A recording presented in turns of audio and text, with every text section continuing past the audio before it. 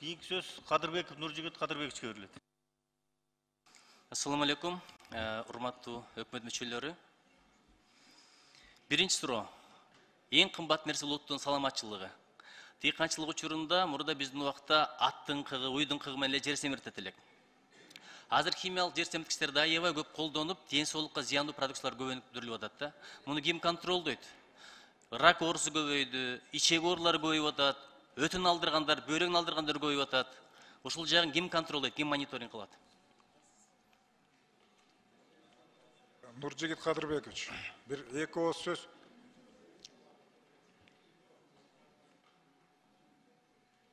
Кык боюнча суроо берип атасыз.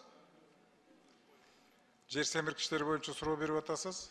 Айыл чарба өсүмдүктөрүн өстүрүү технологиясы боюнча белгилүү көлөмдө минерал жер семирткичтер колдонулат.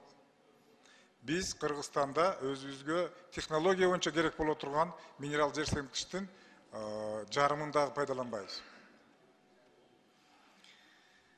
Аябай ашыкча колдонуп, ден соолукка зыяндуу продукциялар өсүп атат да, мурдагыдай табигый эмес. Жегенде, дарбыз жегенде, коон жегенде байкап атпайсызбы? Ошолорго ким жооп берет дейм? Ким контролдойт, ким мониторинг кылат? Өндүрүлгөн продукциядагы минерал жер семирткичтердин калдыктары боюнча бизде ветеринардык фитосанитардык кызмат бар. Инспекторлор бар, ошолор көзөмөлдөйт даяр продукцияны. Сурануч лабораториялардан өткөрө турган болсок, өтө коркунучтуу статистика чыгат да. Ушуну жакшылап иштетиңиздер, Сураныч. Экинчиси, Жашыл Кыргызстан, анан Жашыл Мурас боюнча өткөндө бул жерде сурак кылдык. Бир кызык нерсе, өткөн жыл 8 миллион дарак отургуздук дейт, бирок кайсыл жерге отургузулган, какыраган жер какыраган, такыраган жер такыраган бойдон турат. Ошолорду бир визуалдык отчет кылып берсеңиздер, биз элге жут кайта жүрөлү. Бизде толук отчет бар. Кайсыл жерде, кайсыл контурда канча көчөт отурулганы. 8 миллион эмес, 6 миллион көчөт отурулду былтыр. Анын эң төмөн көрсөткүчү чүйдө 61% болду өнүмдүүлүгү, калгандары 72%дан жогору. Эмне үчүн жеке менчик питомниктердеги көчөттөр 1,5 миң, ал эми мамлекеттик питомниктердеги 4 миң. Себестоимость кымбат болуп калып атат. Эмне үчүн? Бизде эми антимонополь комитет аркылуу бекитилет. Мына ошол боюнча биз сунуш киргиздик, азыр каралып атат. Мобилдүү эле бааларды карап чыгууга мүмкүнчүлүк берүү боюнча. Өткөн жылы 4 миң тонна үрөн гуманитардык жардам катары келген. 1000 тоннасы Казакстандан, 1000 тоннасы Өзбекстандан, 2000 тоннасы эл аралык институттардан. Гум жардам деген бекер берилиш керек. Бирок ошолор сатылып атат деген маалымат бар. Сатылса каражат кайда сакталууда, эмнеге жумшалууда? 4000 тонна гуманитардык жардам келген жок. Өзбекстандан келген үрөн 17 сом 50 тыйындан, Кыргызстандагы ошол кездеги баанын 50% менен келген. Дүйнөлүк банктын колдоосу менен 1800 тонна үрөн келген, 1870 канча тонна келген. Ал суу пайдалануучулар ассоциациясы аркылуу дыйкандарга таратылган. Ал Дүйнөлүк банктын өзүнүн контролу менен, көзөмөлү менен келди. Казакстандан 1000 тонна карабалык 20 сортундагы үрөн келген. Ал берки үрөндөрдөй эле Айыл банк аркылуу 2 жылга 4,5% менен берилди. Өзгөчөлөп эч бир үрөн берген жокпуз. Чоң рахмат. Налог кызматынын башчысы барбы? Налог кызматынын башчысы. Анда урматтуу министр комитет төрагасы, сизге берет окшойм бул суроону. Азыр айтып атпайсызбы? Налог көбөйгөн жок депчи. Чындыгында налог аябай көбөйүп тур. Мага ушул маселе боюнча көп кайрылып атат. Жанагы 4%. 8 миллион обороттон 4% чындыгында абдан кымбат. Сиз өзүңүз айтып кеттиңиз, динде деле зекет берилет деп. Бул 40тан бери. 40тан бери болгондо 2,5% болуш керек. Эмне үчүн 4%? Чындыгында абдан кымбат болуп атат. Келип алар баасын кошот экен ошону жабыш үчүн. Продукция кымбаттап, эл журт төлөп атат да, ушуну бир кайра караса болобу? Нуржигит Кадырбекович, эми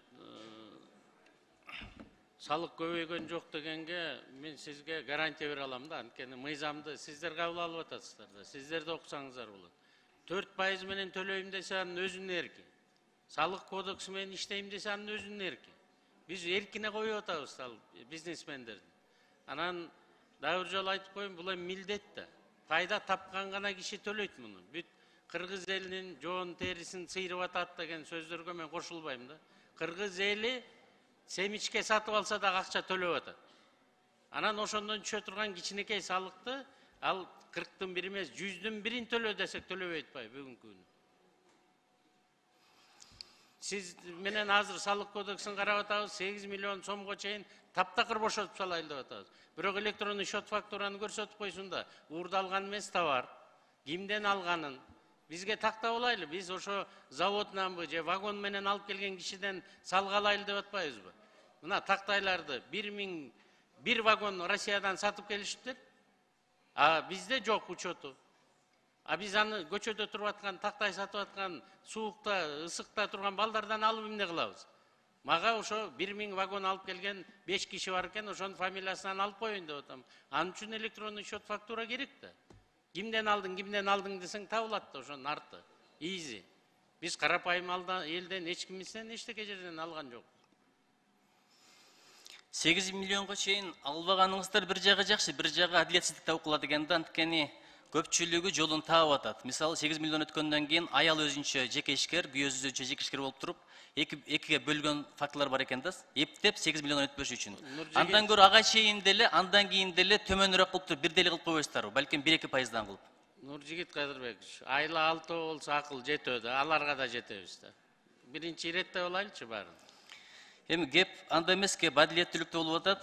Кыргыз же бизнесин жабат, же жол табат да экөөнүн бирөөсү. Ошон үчүн ушуну карап койсоңуздар деп суранат элем. Анан электрондук, товардык, транспорттук накладная бул да проблема болуп атат. Чын-чыны келгенде. Жакшы нерсе, муну жаман деген эч ким жок, бирок поэтапно өтсөк болот беле? Азыр мисалы налог органдарына жанагы ТНВ код, анан кийин ошолорду бергиле регистрация кыла десе үлгүрбөй атыптыр. А бул жакта наоборот токтоп атат. 1-2 күн наоборот токтосо билесиз, аны 1 жылда калдына келтире албайт. Адамдар дагы ушуну бир поэтапно кылып, а дегенде налоговый киргизип бүткөндөн башса болот беле? Нуржигит Кадырбекович, муну 2020-жылы бүтмөк иштеп.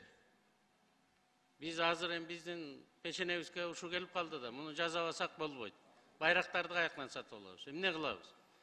Ошондуктан мен ойлоп атам, азыр бул туура саясат менен баратабыз, бирок салык инспекциясы жетишпей атса, биз аларга жетишкендей кылайлы.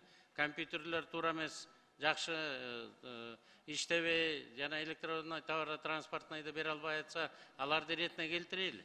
Бирок кагаз түрүндө бул болгон. Нуржигит Кадырбекович, кагаз түрүндө илгертеден бери бар. Накладной жок, бир да товар эки жака ташылбайт. Ар бир киши билет өзүнүн магазинде канча товары бар экен, каяктан эмне товар алып келаткан. Биз ошонун баарын эле электронный форматта телефонуңузга эле жазып коюңуз деп атабыз. Биз ошону суранып атабыз. Балким жакшы ыңгайлуу жолдорун таппай атабызбы? Аны да караштырып көрөлү. Жаныбызда казак туугандар 92% безналичный расчет кылды. Бүт баары бүтүрдү. Өзбекстан бүтүрдү. Кытайга барганда биздин бизнесмендер бүт салыгын төлөйт. Кыргызстанга келгенде төлөбөйт, Өзбекстанга киргенде толук төлөйт. Эми биздин кыргыз жеринде жашагандан кийин Кудайдын астында деле мына азыр конституциянын жөнүндө сүйлөп атабыз. Конституциядагы милдетибизди да аткарып коелу. Биз ошону гана суранып атабыз. Мен налог төлөбөсүн деген жокмун. Жаңы тартипке өтүп атып абдан көп мындай рисктер болуп атат да, ошону акырындап өтсөңүздөр деген эле сураныш. Чоң рахмат. Рахмат, урматтуу депутаттар, биз сүйлөшкөнбүз саат 2-ге чейин деп. Мына 7-8 мүнөт ашып кетти. Элвира айым чыгып калды, башка процедурный болбойт. Ушундан кийин комитеттин чечими менен токтомду кабыл алабыз. Элвира сурап алдыбы? 5-чи микрофон. Рахмат, урматтуу төрага, урматтуу Акылбек Усенбекович. Эми сиз Жогорку Кеңештин депутаты болуп иштегенсиз. Билесиз, бүгүн мына 30 киши сүйлөп, 64 жазылыптыр да. Сүйлөгөндөрдүн баары азыр эми процедурныйга чыгабыз деп чыгышат да. Ушу аягына чейин сүйлөттүрүп алып бүтүрүп алсак жакшы болмок да. Жазгы талаа иштери 1 жылда 1 жол болот. Баардыгыбыздын шайлоочуларыбыз чалып атат. Мы редко вас здесь видим. Сөзүн ачыгы. Анан депутаттар мына коллегалар кыдырсам, мен сүйлөбөй калдым деп. Азыр бүт бар сизге приемныйга жазылсак, 1 айда вы не успеете нас всех принять. Может быть, все-таки узартып туруп, аягына жазылганын чек коюп туруп, аягына чейин угуп алсак жакшы болмок да. Эми кабинеттин төрагасы катары мен сизден суранат элем да. Может быть, все-таки у вас найдется время, мы продлим. Вопросов много болот да. же баары сизге приемныйга жазылалы, анда это у вас больше времени займет. Да ошону добушка коюп бериңиз, урматтуу төрага. Мен ойлойм, Акылбек Кусенбекович Жогорку Кеңеш депутаты болгон туура түшүнөт. Мен эсимде 6-чакырылышта ушинтип келгенде сиз да биз да суранчубуз да өкмөттөн. Маселе мисалы менде жаңы конуштардан да суранып атышат. Ушу чыгартып койгулачы, узартып коелучу ушуну аягына чейин. Рахмат, урматтуу жазылгандар депутаттар. аягына чейин. Биз сүйлөшкөнбүз, чечим кабыл алганбыз. Өзүбүздү сыйлай үйрөнөйлү да. Мына ошон үчүн 1 саат ашыкча кылдык. Саат 1ге чейин болуш керек, 1 саат коштук. Мына эртең менен ошого добуш бердик. Анан болбойт да, эми ким жазылды, кезеги жетти, берилди. Ошондуктан мен узартканга каршымын. Урматтуу комитеттин төрагасына сөздү беребиз. Комитеттин чечимин окуңуз, токтом кабыл алабыз. Токтомго добуш беребиз. Добушка койбойм. Биз сүйлөшкөнбүз, тартип болуш керек. Аманкан Кежебаевдин микрофонун бергиле. Урматтуу төрага, бул токтом кабыл ардында биздин коллегалардан келип сунуш түшүп атат. Мен ошо сунушту окуп коеюн. Улукбек Сулпукарович Ормонов мынабеки биздин пиязды Кыргызстандын аймагынан тышкары экспорттоого убактылуу тыюу салууну киргизүү жөнүндө Кыргызстан министрлик кабинети токтом күчүн жоготсун деп табылсын деп берип атат. Биз аны айтып атабыз. Күчүн жоготtu, бирок сунушталсын деп гана токтомго киргизип атабыз. Урматтуу коллегалар, аталган маселе боюнча Кыргызстандын Жогорку Кеңешинин агрардык саясат, суу ресурстары, экология жана регионалдык өнүктүрүү боюнча комитети 2023 жылдын 13 февралындагы кезектеги жыйынында Кыргызстандын айыл чарба министринин маалыматы эске алынсын, Кыргызстандын Жогорку Кеңешинин жалпы жыйынын кароосуна чыгарылсын. Рахмат, аппарат каттоо бериңиздер. Айтылган сунуштарды эске алуу менен аталган токтом долбоорун добушка коем, добуш бериңиздер.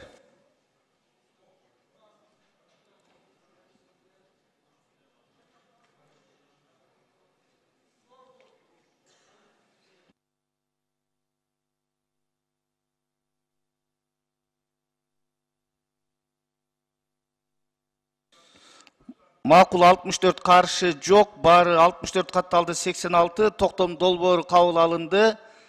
Танапис.